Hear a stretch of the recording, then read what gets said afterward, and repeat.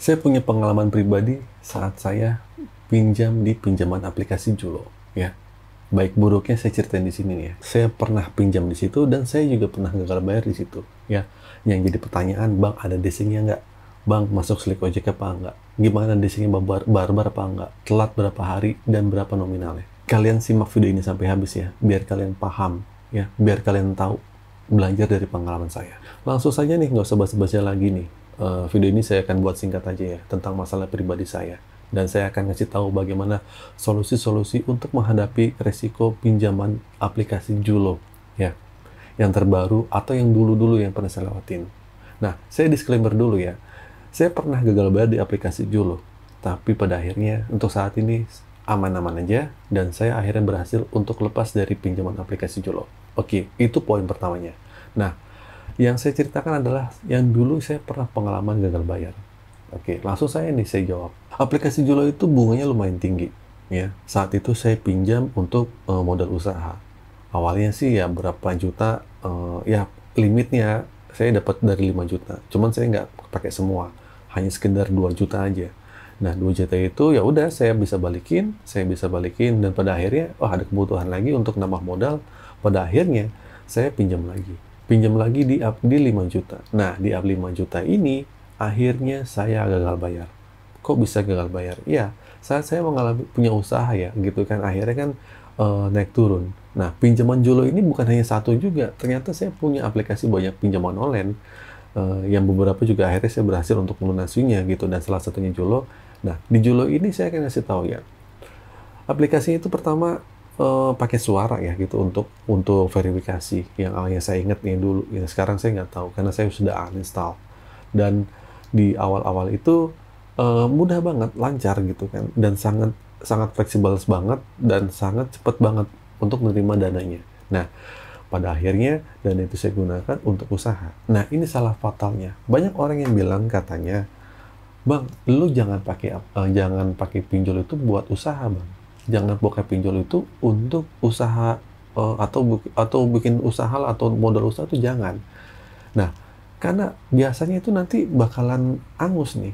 Nah, saya kan akhirnya tahu ya, makin ke sini, keimanan dan religi saya semakin kuat. Ya, emang saya paham ya, karena kalau pinjaman online itu ya emang riba, yang tidak boleh itu dalam agama. Saya kena batunya, saya ngelawan hal riba-riba itu. Saya melawan bagaimana, wah ternyata nggak apa-apa lah gitu, sekali-sekali gitu kan. Pada akhirnya ini jadi pengalaman yang sangat berharga banget. Tergulung sama pinjaman online riba ini. Seperti nagih ya. Pertama di Julo, kedua di aplikasi EasyCash, dan banyak lainnya gitu. Dan alhamdulillah sekarang saya bisa lepas. Nah, di aplikasi Julo ini nggak ada disalapan yang datang. Saat itu saya gagal bayar di 2 bulan, ya, jalan 3 bulan. Tapi ya seperti biasa ya, saat itu kan saya gagal bayarnya banyak ya. Jadi banyak banget yang neror-neror saya aplikasi ini, sampai saya nggak tahu bagaimana ini aplikasi apa sih, ini pinjaman apa sih gitu kan, ini dari DC apa sih gitu. Tapi secara aktualnya yang datang ke rumah tuh nggak ada sama sekali. Nah, ini yang banyak orang yang bilang katanya DC Julo itu nggak ada, Bang, gitu kan. Di beberapa YouTuber saya pernah lihat ya kesaksiannya, kalau dia itu emang pernah didatengin sama DC Julo itu di tahun 2020 ya, 2020 2021. Sedangkan saya galbah di antara 21 22 ini. Ya, sebelum pandemi. Bisa jadi sebelum pandemi emang DC lapangannya banyak, tapi mulai sekarang DC lapangannya mungkin nyaris nggak ada. Nah, Julo ini agak masif ya, di iklan-iklannya juga ada. Ya, apalagi kemarin tuh di menjelang Lebaran, dia udah mulai bakar-bakar uang ya, mulai banyak kebanjiran, mulai ada pendanaan, mungkin akhirnya di iklan itu, di TV-TV itu ada. Jadi begini teman-teman, itulah sederet pengalaman saya. Pada akhirnya saya bisa melunasi ya dengan cara ya saya berdoa, saya kerja gitu kan, saya cari usaha lagi walaupun usaha saya tidak jalan. Pada akhirnya kan dengan jalan Allah gitu, entah dari mana rezeki yang tidak terduga, saya niat untuk membayar, akhirnya bisa untuk membayarnya. Pengalaman pribadi saya saat saya ujung-ujungnya diteror pinjol itu ya panik. Tapi kembali lagi, saat itu emang gali lubangan saya banyak gitu. Ini kebodohan saya. Saya tidak waktu itu bagaimana mencari solusi pinjaman, cari keluar untuk dari pinjaman online itu seperti apa. Dari searching di Google, akhirnya saya terbawalah di YouTube. Loh, oh begini caranya, oh mudah banget gitu. Oh ternyata hanya sekedar digalbaikan saja, ditunda, nanti nengok pokoknya aja. Oke, di saat itulah akhirnya saya berani untuk menggalbay, untuk menstop, ya. Kapok emang sama pinjaman online yang namanya Jolo. Saya tidak mau lagi pinjam di situ. Walaupun masih ada limitnya, saya mungkin bisa pinjam lagi gitu kan. Nah, akhirnya udahlah, saya nggak mau lagi dan saya nggak mau terjerat sama pinjaman online. Bicara Slik OJK, apakah Jolo ini masuk Slik OJK? Berapa bulan yang lalu saya buka, saya ngecek riwayat yang walaupun saya sudah bayar gitu kan, sudah lunas. Ada nggak sih riwayat atas nama Jolo? Ternyata emang nggak ada. Walaupun bank yang bekerja sama dengan Jolo itu ada, saya tahu nih bank ini bekerja sama dengan Jolo, tapi saya cari banknya itu pas di Slik itu emang nggak ada. Nah terbukti ya, emang Jolo itu ada yang bilang katanya masuk Slik OJK, ada yang bilang tidak masuk Slik OJK. Nah ini dari kebijakan dari perusahaan sendiri. Perusahaan itu mau nggak sih untuk melaporkan nasabah yang gagal bayar itu ke Slik OJK? Ya.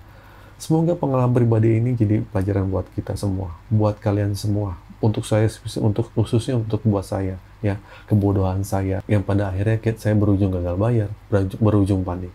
Sama gitu kan, saya pernah mengalami yang namanya kebuntuan, kegelisahan gitu kan, kebohongan sana sini gitu saat kontak darurat di telepon. Nah di saat itu saya berusaha untuk tenang dan berusaha untuk berdoa, mendekatkan diri pada Tuhan lah, pada Allah gitu kan. Ya saya beristighfar gitu, emang ini salah saya, mungkin ini takdir Allah yang emang sengaja saya harus jalani ini, yang sengaja saya harus lewati ini, ya. Kalau nggak seperti itu mungkin saya nggak bisa membuat video ini buat kalian, ya. Dengan cara ini kan akhirnya saya bisa berbagi, ya. Dengan cara ini juga pada akhirnya saya coba bisa men-sharing pada kalian, jadikan apapun video ini motivasi kalian. Gimana bang, apakah harus digalbay? Buat kalian emang nggak ada uang sama sekali, mungkin lagi di PHK, mungkin nggak ada pemasukan sama sekali, ikuti cara saya itu dengan cara galbay aja nggak apa-apa, di stop dulu. Solusi untuk keluar dari pinjaman online itu di stop dulu, ya gitu kan. Nah solusi bagaimana ini mampat, ya udah nggak usah dipaksain untuk maju lagi karena itu udah mampat. Kalian keluar dulu dari itu, suatu saat ini ada uang, ada pemasukan, baru kalian masuk lagi, tapi dengan syarat yang mungkin bisa dinegok pokoknya. Kalau kalian mikirin ini terus, pusing, tidur nggak tenang, ya makan nggak enak, apapun semua rasanya nggak enak. Oke, nah buat kalian yang ingin gabung di grup Galbay, di grup di mana kalian bisa sharing ya, di situ masih dibatasi ya, beberapa orang yang bisa masuk di grup WA saya. Di situ masuk secara gratis, kalian boleh komentar gitu. Tapi saya punya peraturan kalau di situ itu tidak boleh menyebarkan jasa joki atau ada desa-desa yang menyamar yang masuk ke grup WA itu. Di situ kalian boleh sharing lah ya. Nah, itu saja teman-teman ya video kali ini. Jangan lupa like, comment, dan subscribe. Kalian boleh komentar, boleh bertanya sebisa mungkin saya akan jawab. Untuk kalian yang masih gagal bayar, tetap semangat. Dunia nggak berhenti, dunia nggak akan gimana-gimana gitu kan saat kalian gagal bayar. Percaya aja, semua masalah itu akan lewat dan ada masanya. Tetap semangat untuk kalian semua. Akhir kata, assalamualaikum warahmatullahi wabarakatuh.